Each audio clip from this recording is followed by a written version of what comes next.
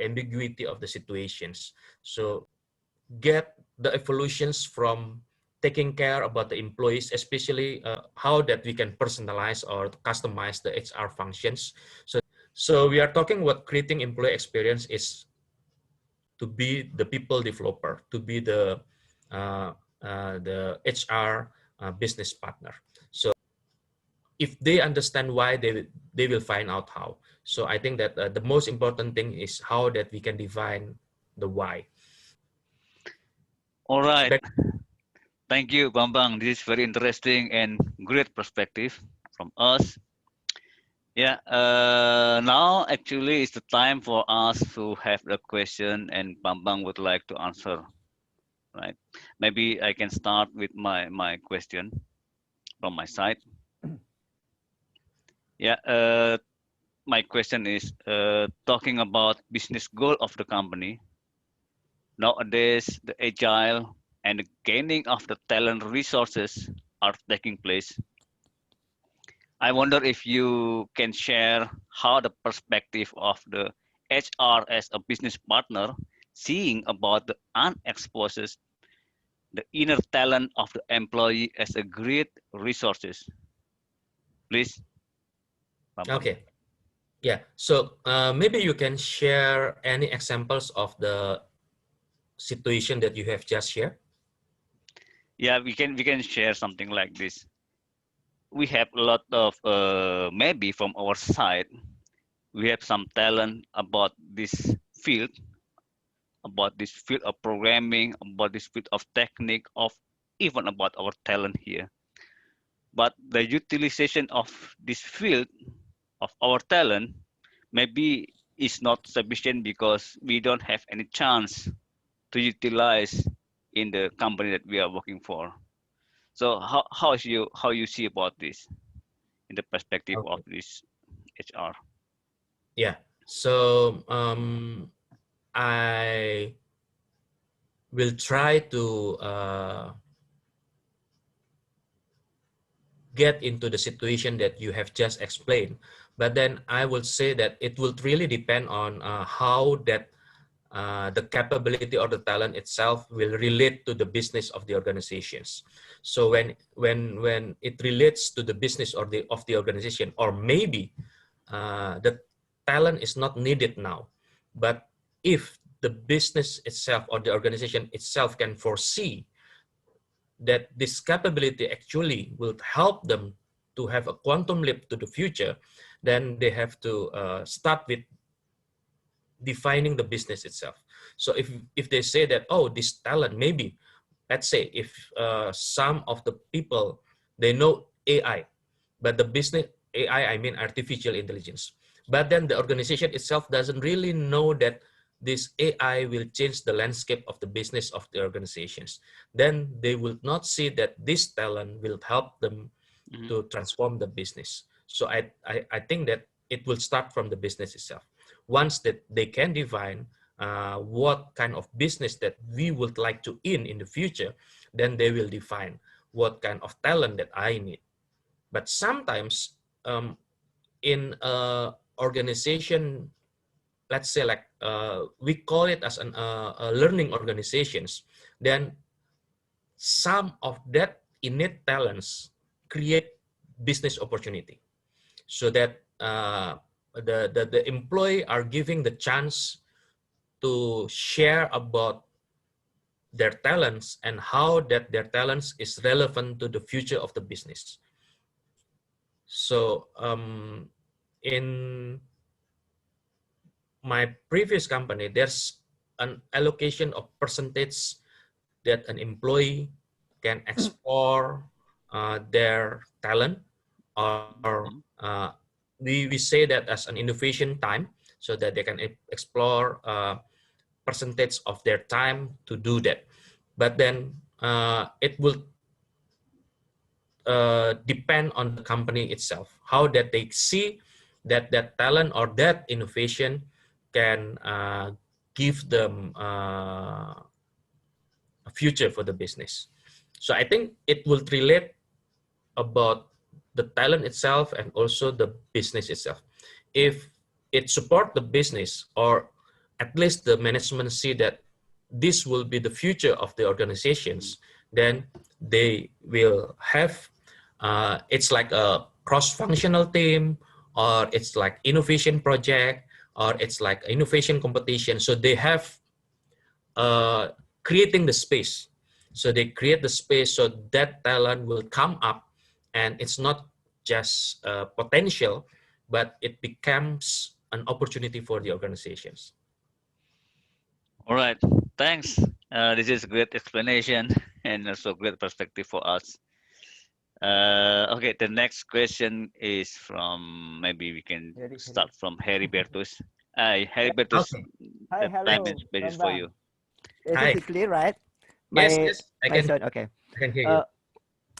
Based your explanation, and I think the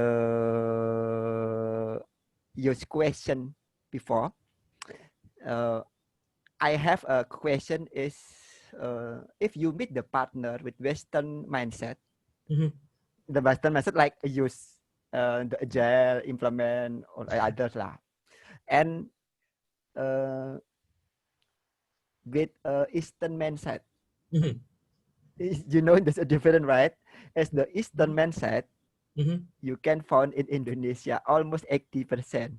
Mhm. Yeah, they have a goal oriented in cash flow. Mhm. Mhm. But in the if we look the Western, they all cash flow is important, but he's still waiting in the product. If to want to market, if you want to penetrate market on sell something, they want waiting the product till proven.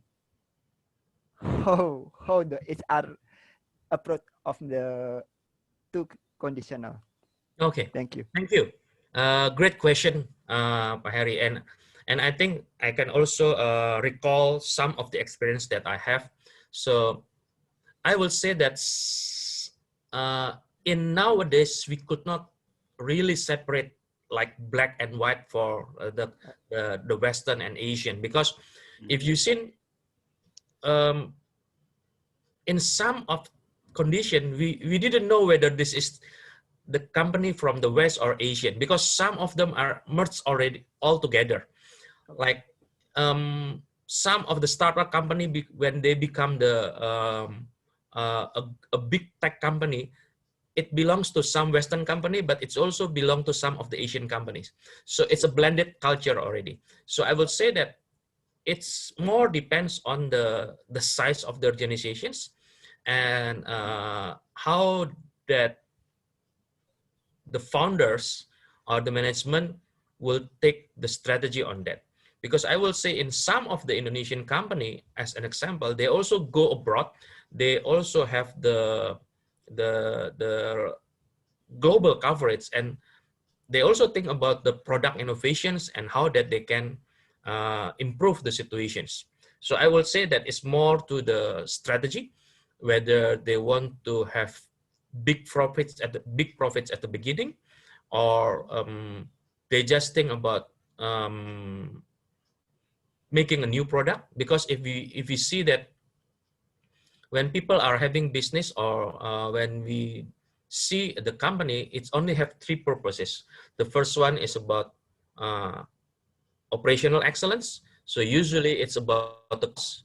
So if you see, it's more to the company will go more to the countries that have lower operating costs.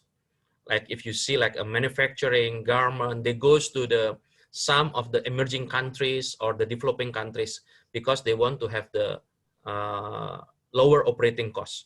But with some of the political conditions, then some of the more developed countries, they are having more and more unemployment, because all of the manufacturing are moving to those countries that have a lower operating cost. So that if the company is or if the manufacturing are looking for the operational excellence, then they will have a different strategy. But maybe one of the company are looking for product excellence. So they are looking for the products that is the best, or the new one, or with the newest features. So then they will not really look for the best cost, but they are looking for the best product where the innovation can happen. And the last one is about service excellence. So it's not much that a company can cover these three, but usually two out of these three.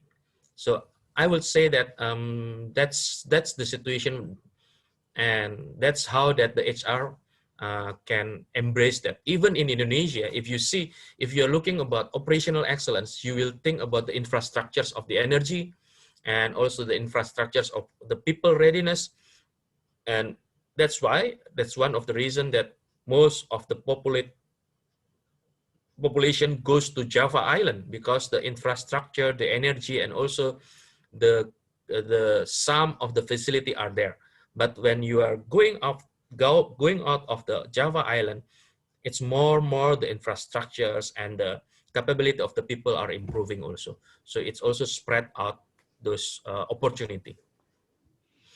I think that's what that I have from my experience, because I've been to the US company, I've been to the European companies, and I will see that it's really based on the strategy. Even though if you say that some of the big names, but if they are coming to Indonesia only for the sales purpose, then they will not need innovations. They just think how that they can fill Indonesian market, even though they are a big name. So I will say that it's really depend on how that the company itself see Indonesia, or maybe also the rest of the country. All right, thanks, Bambang. So I think Heribertus just left, and now okay, Yeah, so maybe he's just joining.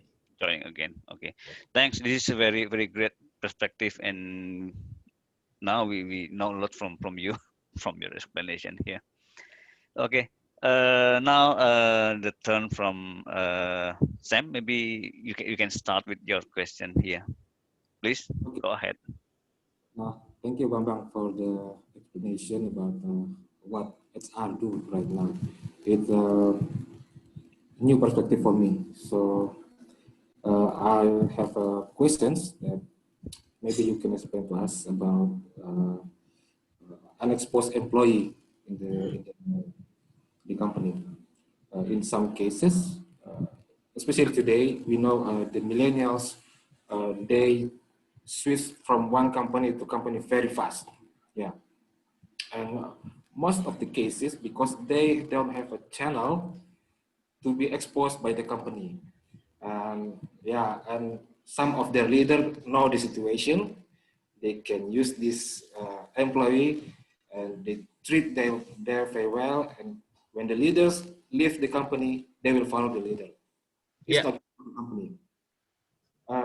Maybe you can tell us about new strategy about these millennials employee and how to prevent this, because now SR is the of company, so SR must know deeper about the company, which one with good talent and can support the company run properly. That's my question. Okay, thanks, Sam. So that's great situation, and I believe that a lot of companies are facing the issue. So then when you have a good talent, but then how that you can appreciate what that they can do, but at the same time, they get bored easily. And maybe it's also because of the organization doesn't really know how that we can give a better experience for them. But at the same time, as you say, that if they can find the right leaders, then they will follow the leaders. So maybe they leave the company, but they follow the leaders. Actually, it's also the same, like people say that if you are looking for a job, maybe you are looking for a big name of the company. But if you usually left, you also left the leader itself. Because you see that he's not a good leader for me, or he's not a good mentor for me. So I think it's the same situations, because before we are talking about millennials, it's also happened that your leaders thinks that you are a good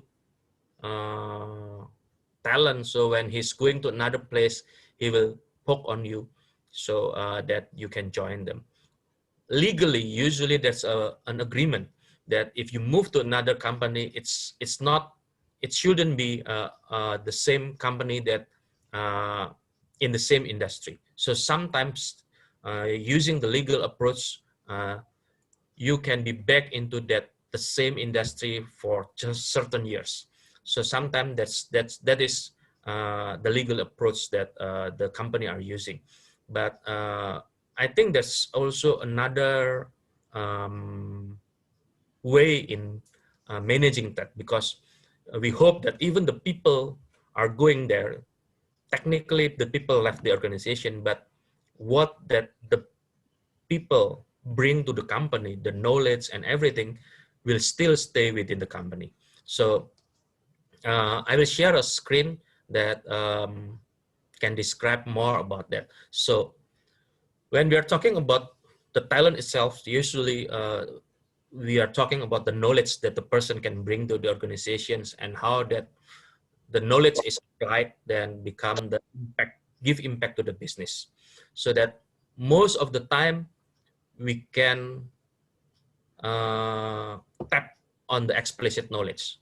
So the things that we can see, so the procedures, the new way of doing things, or the tacticals, or usually we have the system, or that's why an ERP also helped us. So we write down the knowledge so it can stay with the organizations. But a lot of time we forget that's also implicit knowledge, the knowledge that stay in the head of the talent. So that's the challenge, that how that we can create, curate, and organize the knowledge itself so it can stay within the organizations. And then how that we can share and utilize. So we recycle the knowledge. But of course, in nowadays, in a changing world, maybe the knowledge is good, but it's not relevant anymore. So that's always the challenge there. But how that we can tap into the area that you see here, the green area, the tacit knowledge, how that we get it more. So it's like in understanding the culture. Usually we just because especially in Indonesia, you don't have a documented or written document about the things. Like if you say about Indonesian leadership, Ki Hajar Dewantara, we have 3 sentences about that, right? How that we know that? Because it's written. But sometimes it's only a folklore. So it's a story that is told by generations. So from your Mba, from your Eyang, or whatsoever. But when it's not shared anymore, then it's gone. It's like a talent. So the talent gone, and the knowledge is also gone. But when you write it down, you documented that, and then you think about how that you can retrieve the document, and how that another people can learn from that, then that's also an opportunity that how you can maintain the knowledge within the organization. But at the same time, I will say that the challenge for HR is we should see that people come and go as a natural process. But we have to make sure that when the person is here, how that the person can optimize his or her capability. But if the person decides to leave, he will live with pride. So he will say that this is the best organization, but at this moment, I want to choose this because I want to embark to another journey. So I will say that if you have an employer resign, they can resign with pride. So I would say that we don't lose that, but because then he or she can be the ambassador of the company. Oh yes, that's one of the best company that I work for. So maybe that's the challenge. It's not only the challenge from the HR, but it's also the challenge of the leader of the organizations. Okay, thank you. It's great explanation. become ambassador from the previous company. That's nice. Yeah. And Yeah, if you, good. if you know, in some of Indonesian company, it's always proud when they left the company for years or for maybe a long time ago, but they're still proud when they say, oh yes, I used to live for that company. I know that some of the big names, people are always saying about that, even though they already left the organizations. Okay, thank you, thank you. Thanks, Sam. Okay, interesting. This is very great session, and we learned a lot about this from you, Bambang. Thank you, Thanks. Bambang, for the sharing, and this is really great perspective for us. And this topic also enriched us to get and to know more about the HR, about how we can develop our mind as well, right? And what is exactly like in the HR as business partner, creating employee experience, right? And also the last thing that you share is about how to create the system that drives the behavior. This is very important and perspective, interesting perspective, interesting for us, right? Okay. Yes, I think now we already end in the session, right? And yeah, for the viewer that interest more, you can contact Bambang directly or contact us in the profile that we put in the session. And you can see in the profile, we have a profile, and you can contact us, and we can talk more about this topic. Okay, thank you. Please stay healthy and safety. Okay, Bye. thank you. Thank Bye. you. Bye. Bye. Bye. Bye. Thanks for initiating this. And I think it will be great for all of us. Thanks. Thank you. Stay healthy.